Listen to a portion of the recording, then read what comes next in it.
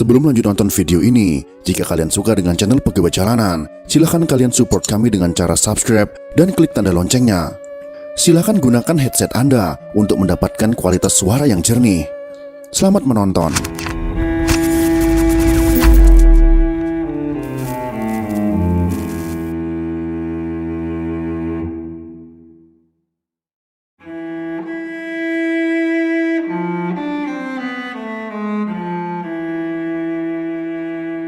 Di berbagai daerah masih memiliki saksi bisu kekejaman para anggota PKI.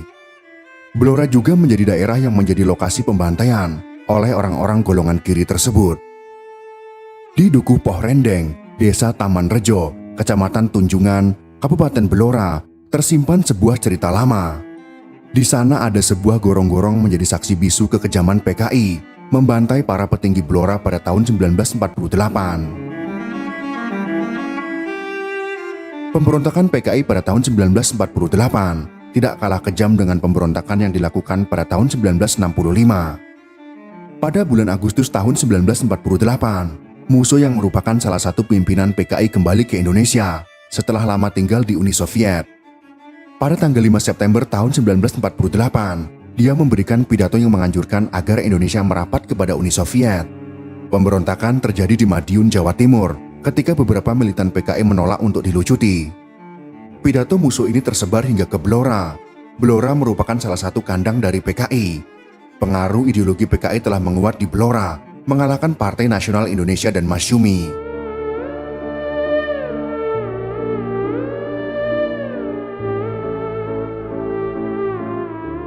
Para pemuda komunis dari mantan anggota pemberontakan PKI tahun 1926 mulai berkumpul. Mereka membuat lubang-lubang untuk mengubur orang-orang yang menentang ideologi mereka. Suasana di Blora menjadi mencekam setelah terdengar desas-desus bahwa sumur telah diracuni oleh orang-orang PKI. Hal ini menyebabkan keadaan menjadi sangat sepi karena tidak ada orang yang berani untuk keluar rumah. Kepala desa Kudung Ringin tidak dapat tidur karena mendapat ancaman dari anggota golongan kiri. Ditambah lagi dengan isu akan kedatangan kembali orang-orang Belanda, semakin membuat warga ketakutan dan tidak berani keluar rumah. Saat pemberontakan PKI kala itu, setidaknya terdapat 5 orang petinggi Blora telah ditangkap kemudian disekap oleh orang-orang PKI. Para tahanan ini kemudian dibawa ke sebuah sumur yang terletak di dekat rel kereta api. Kelima orang ini lalu disembelih satu persatu. Setelah kepala terlepas dari badannya, mayat-mayat itu lalu dimasukkan ke dalam sumur. Kelima orang ini adalah Mr. Iskandar, Dr. Susanto, Gunandar, Utoro, dan Abu Umar. Dikatakan bahwa Abu Umar saat itu tidak dapat disembelih, walau berulang kali golok anggota PKI mencoba memotong badannya, tetapi tetap tidak melukainya. Karena frustasi tidak dapat menyayat tubuh Abu Umar, akhirnya Abu Umar langsung dimasukkan ke dalam sumur, lalu dilempari dengan batu-batu besar. Hal ini membuat mayatnya tertimbun oleh tumpukan batu yang dilemparkan. Untuk mengenang mereka, kini nama mereka digunakan sebagai nama jalan di Kabupaten Blora. Jalan Mr. Iskandar berada di Jalan Protokol, dari alun-alun Blora hingga Kaliwangan. Sedangkan Jalan Abu Umar berada di sebelah barat alun-alun sampai Simpang 3 Lapangan Bayangkara. Dan Jalan Gunandar berada di sebelah selatan Tugu Pancasila sampai SMP 2 Blora.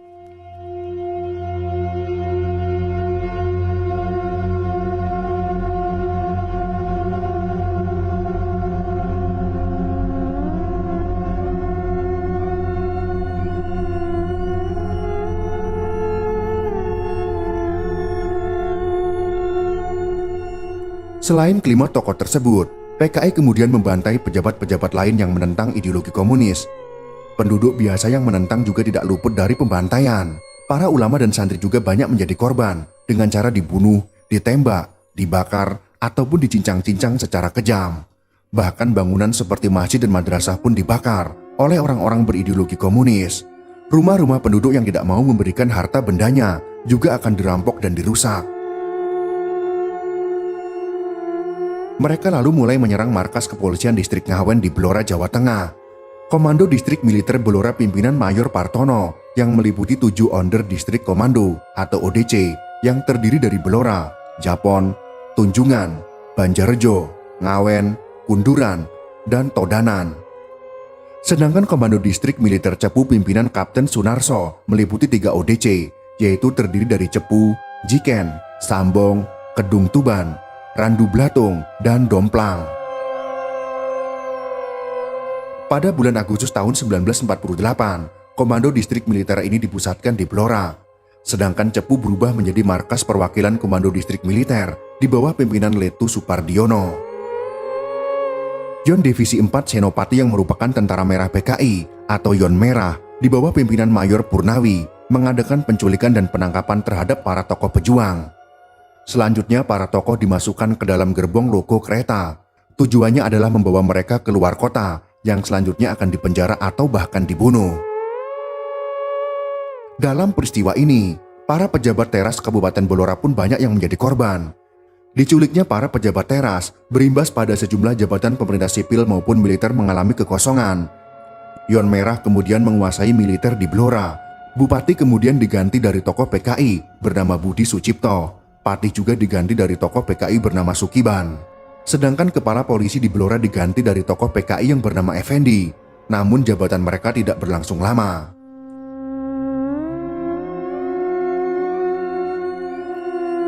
Sebelum pasukan PKI diserang Divisi 4 Siliwangi dan Divisi 4 Ronggolawe, belasan polisi telah disembelih oleh orang-orang PKI. Awalnya mereka berhasil menangkap setidaknya 24 orang polisi di markas kepolisian distrik Ngawen. Para anggota polisi itu ditawan kemudian dipisahkan antara yang tua dan yang muda. Para anggota polisi yang telah tua mereka sembelih dan dicincang secara bersamaan oleh orang-orang golongan kiri. Polisi muda saat itu yang berjumlah 7 orang dibawa oleh simpatisan PKI menuju ke belakang Kawedanan, sebuah tempat terbuka yang berada di dekat septic tank peninggalan Belanda. Para anggota polisi tersebut ditelanjangi kemudian disiksa beramai-ramai. Saat tidak memakai pakaian, leher mereka dijepit menggunakan 2 bambu yang dipegangi oleh anggota PKI. Karena sisi bambu di leher mereka akhirnya berteriak kesakitan. Bukannya dilepaskan, para anggota PKI malah berteriak kegirangan melihat kejadian tersebut. Tidak puas dengan penyiksaan tersebut, sebagian dari mereka dicincang kemudian dimasukkan ke dalam septic tank tersebut. Beberapa polisi yang masih hidup kemudian ikut dimasukkan ke dalam septic tank dan menembaki anggota polisi yang masih hidup tersebut. Saat mereka berpikir semua anggota telah mati, mereka pun meninggalkan septic tank tersebut. Dari korban kekejaman PKI itu, ternyata ada 2 orang yang selamat dari penembakan tersebut. Mereka adalah Parjan dan Slamet. Mereka tetap bertahan di dalam septic tank hingga keadaan benar-benar aman.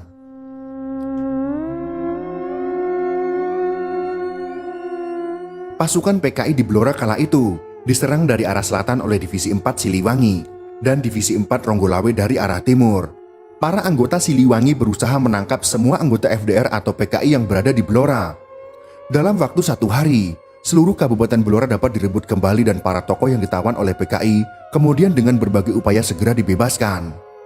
Anggota PKI yang ditangkap dipaksa untuk memberitahu di mana saja lokasi pembantaian yang mereka lakukan, termasuk sumur tempat pembantaian para petinggi Blora. Beberapa petinggi PKI sempat kabur ke dalam hutan maupun ke tempat-tempat lain. Para anggota PKI yang tertangkap ada yang dieksekusi mati dan ada pula yang dilepaskan setelah beberapa lama ditahan.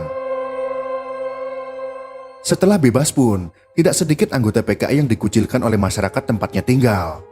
Itulah kisah kekejaman PKI yang pernah terjadi di Blora pada pemberontakan PKI 1948. Peristiwa kekejaman PKI di Blora juga sempat terjadi pada pemberontakan PKI 1965. Sejarah kekejaman PKI memang perlu untuk dikabarkan kepada publik agar masyarakat tahu betapa kejamnya orang-orang PKI kala itu. Jika ditelusuri lebih jauh, masih banyak pembantaian yang dilakukan oleh orang-orang PKI di Indonesia. Semoga kisah kelam ini tidak lagi terulang, seperti halnya pemberontakan PKI tahun 1948 yang kembali terjadi pada tahun 1965. Semoga informasi ini bisa bermanfaat untuk kita semua. Jika kalian suka dengan video ini, silakan berikan jempol ke atas. Dan jika kalian menganggap video ini bermanfaat, maka bagikanlah untuk teman-teman Anda yang lain. Terima kasih sudah menonton.